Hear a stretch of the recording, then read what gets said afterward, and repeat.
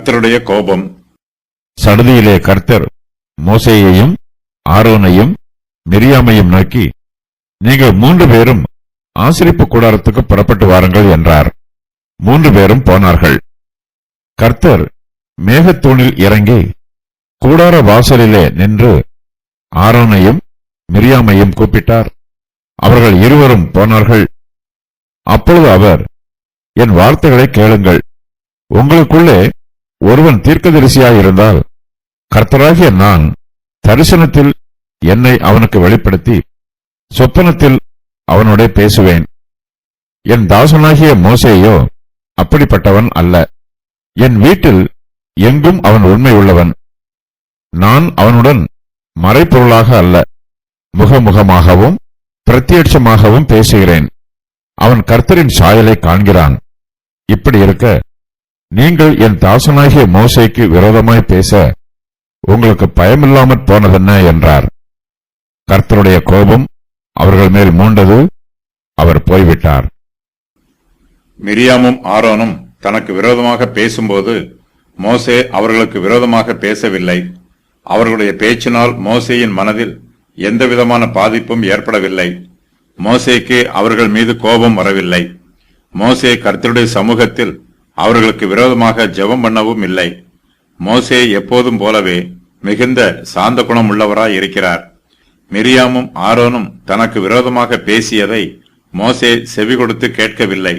ஆனால் கர்த்தர் அவர்களுடைய வார்த்தைகளை செவி கொடுத்து கேட்கிறார். மோசே அவர்களை பற்றி கர்த்தரிடத்தில் முறையிடாவிட்டாலும் அவர்கள் பேசின ஒவ்வொரு வார்த்தையையும் கர்த்தர் கேட்கிறார். மற்றவர்கள் நமக்கு விரோதமாக பேசும்போதும் அவர்கள் நமக்கு விரோதமான காரியங்களை செய்யும் போதும் நாம் எந்த அளவுக்கு அமைதியாகவும் சாந்தமாகவும் இருக்கிறோமோ அந்த அளவுக்கு நமக்கு நன்மை உண்டாகும்.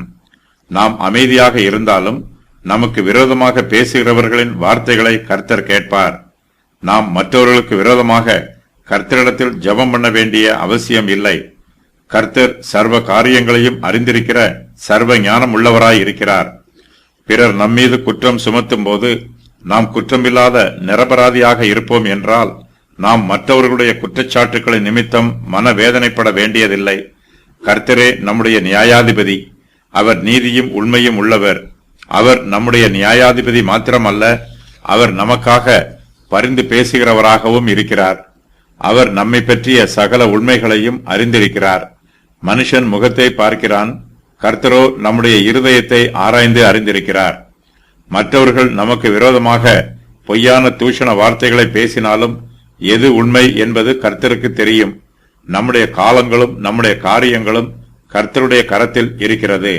நாம் கர்த்தருடைய இரக்கத்திற்காகவும் அவருடைய கிருபைக்காகவும் கர்த்தருடைய நீதி வெளிப்பட வேண்டும் என்பதற்காகவும் அவருடைய சமூகத்தில் பொறுமையோடும் பயபக்தியோடும் அமைதியோடும் காத்திருக்க வேண்டும்.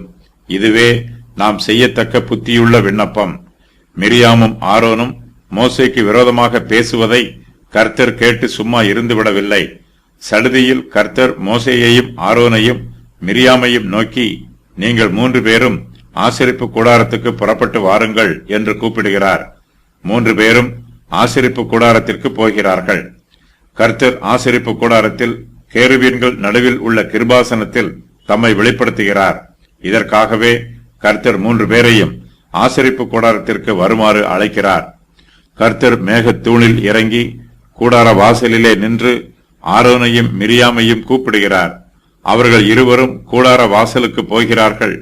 ஜனங்களைப் போலவே கர்த்தரும் ஓரிடத்திலிருந்து மற்றொரு இடத்திற்கு பிரயாணம் பண்ணக்கூடியவர். மிரியாமும் ஆரோனும் தங்களை மோசேக்கு சமமாக பாவித்துக் கொள்கிறார்கள். இஸ்ரவேல் புத்திரர் மத்தியிலே மோசே முக்கியமானவராக இருப்பது போல தாங்களும் முக்கியமானவர்கள் என்று அவர்கள் இருவரும் தப்பிதமாக நினைக்கிறார்கள். மோசேயை விட தாங்கள் எந்த விதத்திலும் குறைந்து போனவர்கள் அல்ல என்பது அவர்களுடைய மனதின் எண்ணம். ஆகையினால்தான் மிரியாமும் ஆரோனும் கர்த்தர் மோசேயை கொண்டு மாத்திரம் பேசினாரோ, எங்களை கொண்டும் அவர் பேசினதில்லையோ என்று சொன்னார்கள். தாங்கள் இருவரும் மோசேக்கு சமமானவர்கள் என்று நினைப்பதோடு அவர்கள் மோசேயோடு போட்டி போடவும் செய்கிறார்கள். தங்களை கொண்டு பேசுகிற கர்த்தர் தங்கள் மூலமாகவும் கிரியை செய்வார் என்பது இவர்களுடைய விவாதம். கர்த்தரோ மோசேயை இஸ்ரவேல் புத்திரர் எல்லோரிலும் உயர்த்தியிருக்கிறார். கர்த்தர் மோசேயை பற்றி சொல்லும்போது தம்முடைய தீர்க்கதரிசியை பற்றி பொதுவான விளக்கம் சொல்லுகிறார். கர்த்தர் மிரியாமையும் ஆரோனையும் நோக்கி, என் வார்த்தைகளை கேளுங்கள். உங்களுக்குள்ளே ஒருவன் தீர்க்கதரிசியாய் இருந்தால் கர்த்தராகிய நான் தரிசனத்தில் என்னை அவனுக்கு வெளிப்படுத்தி சொப்பனத்தில் அவனோட பேசுவேன் என்று சொல்லுகிறார்.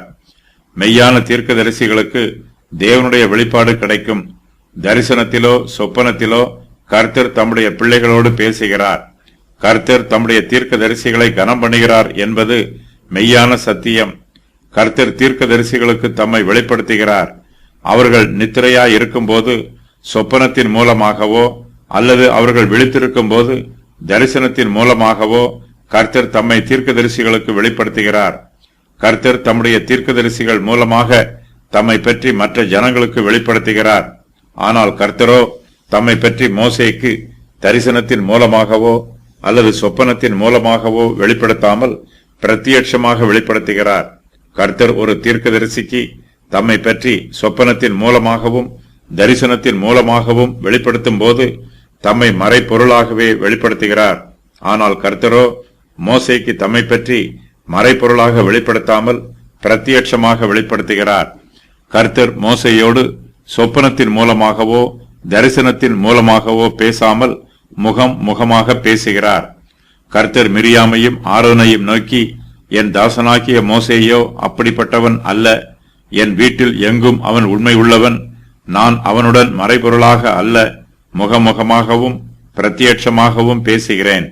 அவன் கர்த்தரின் சாயலை காண்கிறான் என்று சொல்லுகிறார்.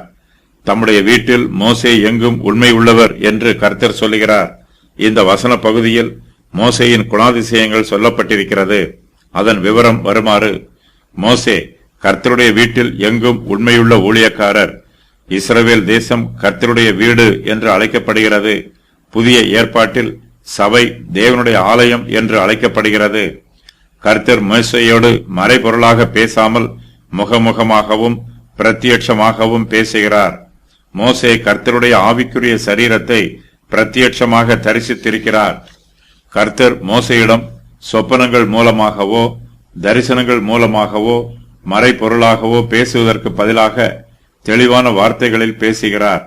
கர்த்தர் மோசேயோடு பேசும்போது தரிசனத்தின் மூலமாகவோ சொப்பனத்தின் மூலமாகவோ தம்மை வெளிப்படுத்தாமல் ஞானத்தின் ஆவியானவர் மூலமாகவும் வெளிப்பாட்டின் ஆவியானவர் மூலமாகவும் தம்மை வெளிப்படுத்துகிறார். புதிய ஏற்பாட்டு காலத்து விசுவாசிகளாகிய நமக்கு கர்த்தர் தம்மை வெளிப்படுத்தும் போது தரிசனங்கள் மூலமாகவும் சொப்பனங்கள் மூலமாகவும் அதிகமாய் வெளிப்படுத்துவதில்லை. அதற்கு பதிலாக கர்த்தர் தம்முடைய பரிசுத்த ஆவியானவர் மூலமாக நமக்கு தம்மை பற்றி அதிகமாய் வெளிப்படுத்துகிறார். கர்த்தர் மோசேக்கு தம்மை தரிசனங்கள் மூலமாகவும் சொப்பனங்கள் மூலமாகவும் வெளிப்படுத்தாவிட்டாலும் மோசே கர்த்தருடைய பார்வையில் விசேஷித்த தீர்க்கதரிசியாய் இருக்கிறார். என் தாசனாகிய மோசேயோ அப்படிப்பட்ட தீர்க்கதரிசி அல்ல என்று சொல்லுகிறார். மோசே சொப்பனங்களையும் தரிசனங்களையும் பார்த்து கர்த்தருடைய வெளிப்பாடுகளை பெற்றுக் கொள்கிறவர் அல்ல. அவர் மற்ற தீர்க்கதரிசிகளை விட உயர்ந்தவர், மேன்மையானவர். மிரியாமும் ஆரோனும் மோசேக்கு விரோதமாக பேசும்போது மோசே அவர்களுக்கு விரோதமாக ஒன்றும் பேசவில்லை. மோசே அவர்கள் மீது கோபப்படவில்லை. கர்த்தர் மோசேயை கொண்டு மாத்திரம் பேசினாரோ, எங்களை கொண்டும் அவர் பேசினதில்லையா என்று சொன்னபோது மோசே தன்னிடத்தில் உள்ள நியாயத்தை அவர்களுக்கு எடுத்துச் சொல்லவில்லை. மிரியாமும் ஆரோனும் தனக்கு விரோதமாக பேசும்போது மோசே அவர்களுடைய பேச்சுக்களை அமைதியாகவும் பொறுமையாகவும் சாந்தமாகவும் கேட்டுக்கொண்டிருக்கிறார். மோசே அவர்களுக்கு மத்தியில் தன்னை உயர்த்தவில்லை. ஆனால் கர்த்தர் மோசேயை அவர்களுக்கு மேலாக உயர்த்துகிறார். என் தாசனாகிய மோசேயோ அப்படிப்பட்டவன் அல்ல. என் வீட்டில் எங்கும் அவன் உண்மையுள்ளவன் என்று கர்த்தர் சொல்லுகிறார். கர்த்தர் மோசேயின் உண்மையான சுபாவத்தை ஏற்கனவே சோதித்து அறிந்திருக்கிறார். மோசேயினிடத்தில் குற்றமில்லை, மாய்மாலம் இல்லை, பொய் இல்லை. அவர் கர்த்தருடைய வீட்டில் எங்கும் உண்மையுள்ளவர். கர்த்தர் மோசேயை பற்றி சொல்லும்போது மோசே மிகப்பெரிய தீர்க்கதரிசி என்று சொல்லுவதற்கு பதிலாக அவர் என் வீட்டில் எங்கும் உண்மை உள்ளவர் என்று சொல்லுகிறார். இதுவே மோசேயின் பிரதான நற்குணம். மோசே சாந்த குணம் உள்ளவர் மாத்திரமல்ல, அவர் உண்மை உள்ளவர். கர்த்தருடைய கிருபை எல்லா வரங்களையும் விட மேலானது. நம்மிடத்தில் உள்ள அன்பு நமக்கு இருக்கும் எல்லா அறிவையும் புத்தியையும் ஞானத்தையும் விட மேலானது. கர்த்தருடைய ஊழியத்தில் உண்மையாயிருப்பதே அதிக மேன்மையானது. கர்த்தர் தங்களுக்கு கொடுக்கும் வரங்களை ஊழியக்காரர்கள் எப்படித்தான் பயன்படுத்தினாலும், அவர்கள் ஆவியிலே எவ்வளவுதான் அனலாக இருந்தாலும், அவர்கள் மூலமாக அற்புதங்களும் அடையாளங்களும் எவ்வளவுதான் வெளிப்பட்டாலும், அவர்கள் கர்த்தருடைய ஊழியத்தில் உண்மை உள்ளவர்களாய் இருக்க வேண்டும். தம்முடைய ஊழியக்காரர்கள் தம்முடைய வீட்டில் எங்கும் உண்மை உள்ளவர்களாய் இருக்க வேண்டும் என்பதே கர்த்தர் அவர்களிடத்தில் எதிர்பார்க்கும் பிரதான காரியமாய் இருக்கிறது. விசுவாசம் இல்லாமல் கர்த்தரை ஆராதிப்பதும், உண்மை இல்லாமல் கர்த்தருக்கு ஊழியம் செய்வதும் கர்த்தருக்கு பிரியமானது அல்ல. மோசே கர்த்தருடைய பார்வையில் கனமுள்ளவராய் இருக்கிறார். ஆகையினால் கர்த்தர் மோசேயோடு மறைபொருளாக பேசாமல் முகமுகமாகவும் பிரத்யட்சமாகவும் பேசுகிறார். மோசே கர்த்தரின் சாயலை காண்கிறார். கர்த்தர் மோசேயை உயர்த்தி இருக்கிறார். ஆனால் மிரியாமும் ஆரோனுமோ தங்களை தாங்களே உயர்த்துகிறார்கள். அவர்கள் மோசேக்கு விரோதமாக பேசுகிறார்கள். அவர்கள் மோசேயை தூஷித்து நிந்திக்கிறார்கள். கர்த்தர் மிரியாமையும் ஆரோனையும் பார்த்து, இப்படி இருக்க நீங்கள் என் தாசனாகிய மோசேக்கு விரோதமாக பேச உங்களுக்கு பயமில்லாமல் போனது என்ன என்று கேட்கிறார். காலா காலமாக ஜனங்கள் தேவனுடைய ஊழியக்காரர்களுக்கு விரோதமாக பயமில்லாமல் தைரியமாக பேசி வருகிறார்கள். தீர்க்கதரிசிகள், ஆசாரியர்கள், லேவியர்கள், அப்போஸ்தலர்கள், மிஷனரிகள் ஆகியோரில் அநேகர் இரத்த சாட்சியாக மரித்திருக்கிறார்கள். உலக பிரகாரமான ஜனங்கள் கர்த்தருடைய ஊழியக்காரர்களை பயமுறுத்துகிறார்கள். ஊழியக்காரர்களில் இன்னும் ஏராளமானோர் இரத்த சாட்சியாக மரிக்கப் போகிறார்கள் என்று வேதாகமத்தில் முன் அறிவிக்கப்பட்டிருக்கிறது. மிரியாம், ஆரோன் ஆகியோருடைய மதியீனத்தையும் தப்பிதத்தையும் கர்த்தர் அவர்களுக்கு உணர்த்துகிறார். அவர்களுடைய பாவத்தின் நிமித்தமாக கர்த்தருடைய கோபம் அவர்களுக்கு விரோதமாக எழும்பி இருக்கிறது.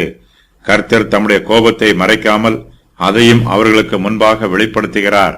கர்த்தருடைய கோபம் அவர்கள் மேல் மூழ்கிறது. எண்ணாகமம் 12:10 கர்த்தருடைய கோபத்தினால் ஏற்பட்ட விளைவுகளை பற்றி கூறப்பட்டிருக்கிறது. கர்த்தர் மிரியாமோடும் ஆரோனோடும் இதற்கு மேல் ஒன்றும் பேசவில்லை. கர்த்தர் அந்த இடத்தை விட்டே போய்விடுகிறார். அவர்கள் சொல்லுகிற சாக்கு போக்குகளை கேட்க கர்த்தர் ஆயத்தமாயில்லை. கர்த்தர் அங்கே இருந்திருந்தால் மிரியாமும் ஆரோனும் அவரிடத்தில் ஏதாவது சொல்லி இருப்பார்கள். கர்த்தரோ அவர்கள் மீது கோபப்படுகிறார். கர்த்தருடைய கோபத்திற்கு அடையாளமாக அவருடைய பிரசன்னம் அந்த இடத்தை விட்டு புறப்பட்டு போய்விடுகிறது. கர்த்தருடைய பிரசன்னம் நம்மை விட்டு போவது கர்த்தர் நம்மீது பிரியமாய் இல்லை என்பதற்கும் அவர் நம்மீது கோபமாய் இருக்கிறார் என்பதற்கும் அடையாளம். கர்த்தருடைய பிரசன்னம் நம்மை விட்டு விலகி போய்விடும் அளவுக்கு நாம் கர்த்தருக்கு விரோதமான பாவங்களை செய்யக்கூடாது. நம்முடைய பாவங்களே கர்த்தருடைய பிரசன்னத்தை நம்மை விட்டு வெளியேற பண்ணுகிறது. அது வரையிலும் கர்த்தர் நம்மை விட்டு வெளியேற மாட்டார்.